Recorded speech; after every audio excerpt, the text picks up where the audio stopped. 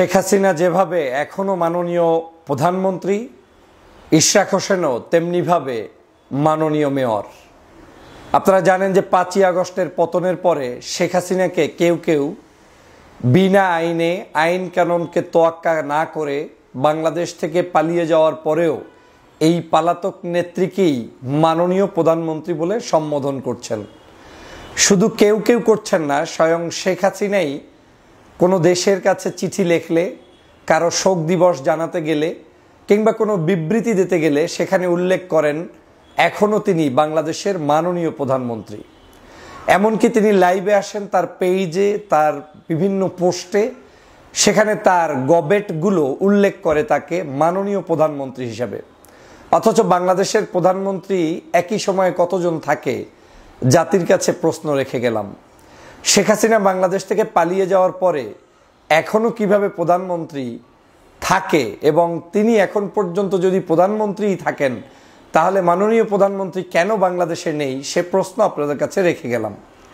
তেমনি একটি কাণ্ড ঘটিয়েছেন জনাব ইশরাক সাহেব, যিনি তার নিজেকে মেয়র হিসাবে ঘোষণা করে মাননীয় মেয়র লেখে ব্যানার ছাপিয়ে তারপরে নগর ভবনে তিনি সভা পর্যন্ত করেছেন। তার বিভিন্ন লোকদেরকে নিয়ে সেখানে বসিয়ে বিভিন্ন দিক নির্দেশনা পর্যন্ত দিয়েছেন, যেটা অত্যন্ত দৃষ্টিকটু, আমাদের কাছে চরমভাবে ধৃষ্টতা এবং আমার কাছে মনে হয়েছে বাংলাদেশের রাজনীতিতে একটি কলঙ্কজনক অধ্যায় তিনি রচিত করেছেন।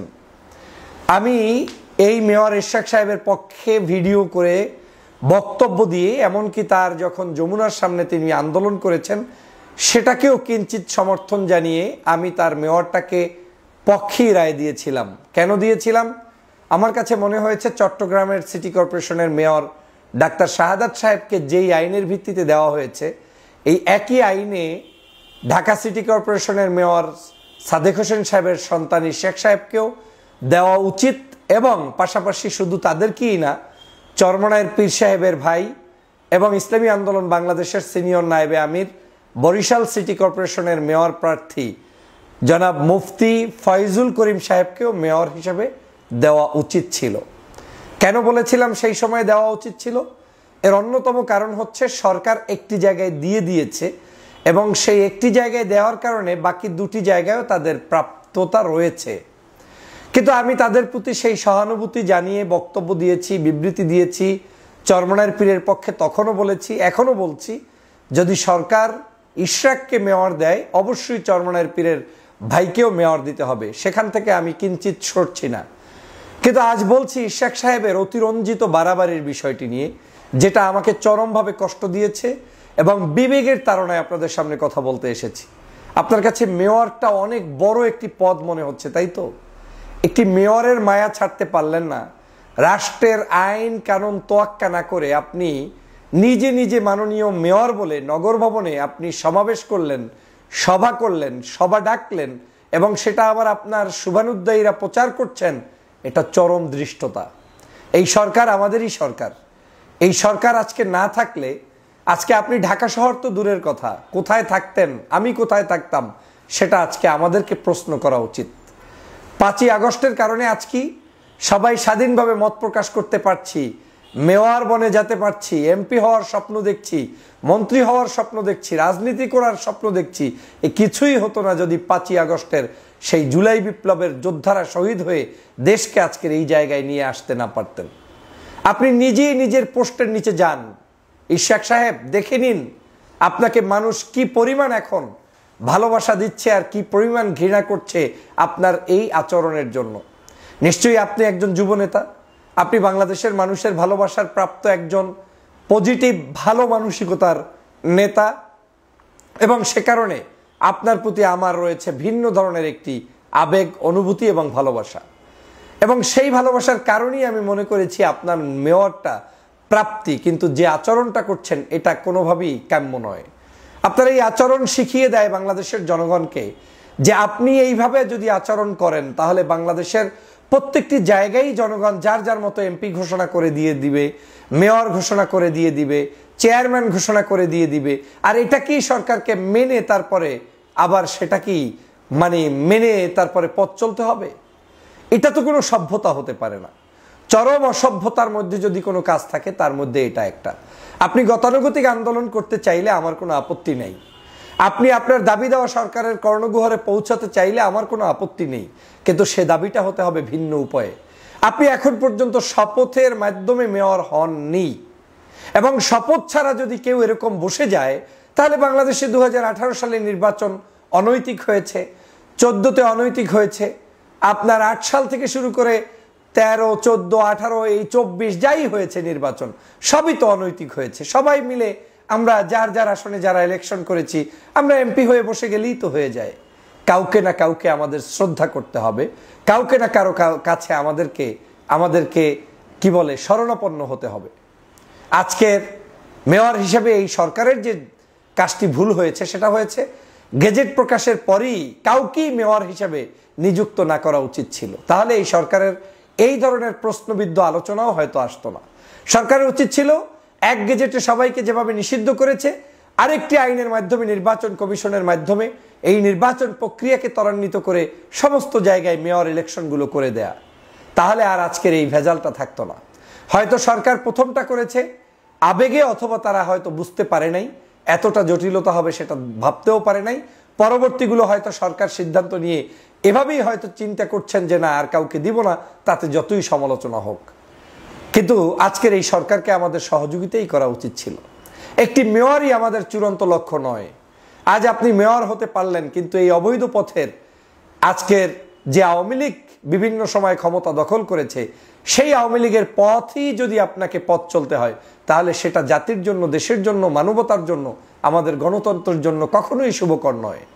কিন্তু আপনি সেই পথটা এখন তৈরি করেছেন এবং আপনি আপনার ইমেজটাকে সেখানে ডাউন করেছেন।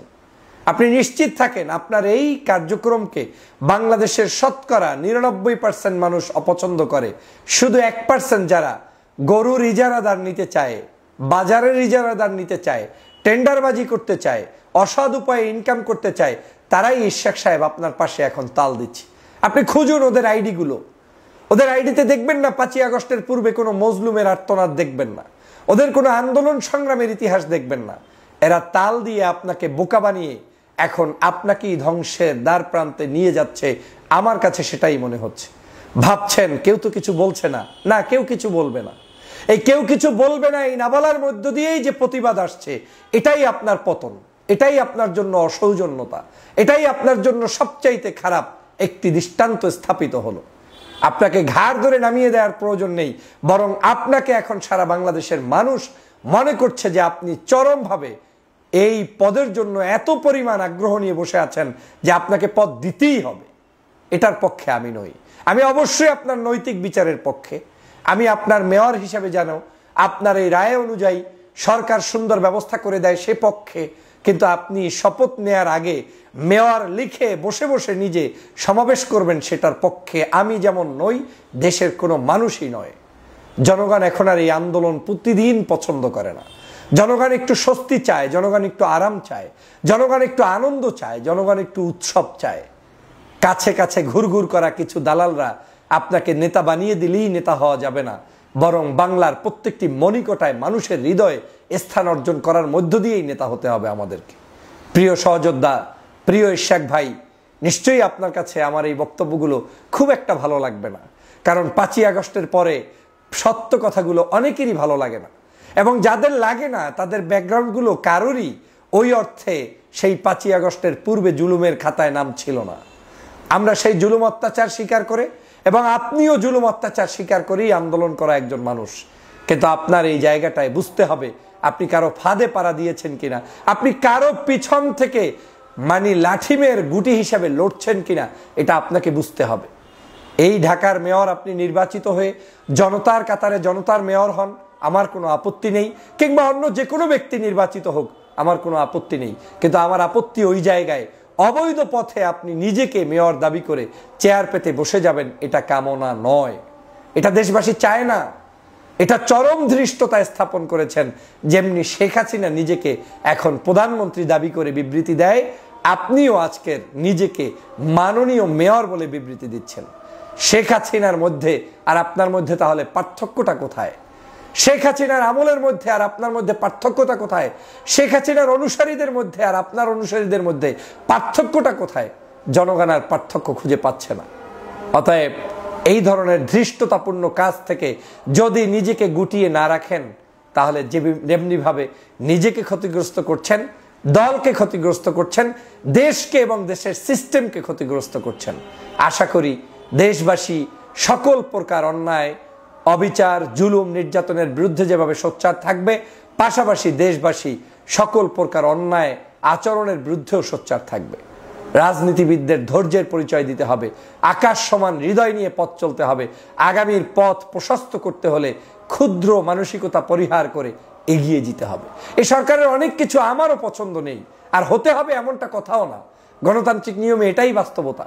আমার কিছু ভালো লাগবে, কিছু খারাপ লাগবে, কিন্তু সরকারের সহযোগিতা না করলে মনে রাখতে হবে 2024-এর বিপ্লবের মাধ্যমে আন্দোলন করছি।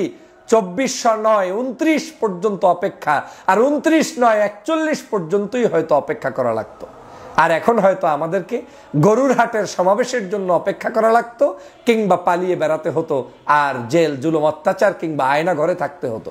অতএব এত বড় বিপ্লবের পরে এর চেয়ে বড় আমাদের জন্য বিজয় কিছু নেই, যে অন্তত আমরা স্বাধীন আছি। ধৈর্য ধারণ করুন, মসৃণভাবে সুন্দরভাবে পথ চলুন, কিন্তু কখনোই অতিরঞ্জিত কোনো কিছু করে নিজের বিবেককে আজকে জাতির কাছে প্রশ্নবিদ্ধ করবেন না। করলে নিজেকেই যেভাবে নিজেই শেষ করবেন, পাশাপাশি দল এবং দেশকেও ধ্বংস করবেন। আশা করি বুঝতে পেরেছেন। সবাইকে ধন্যবাদ।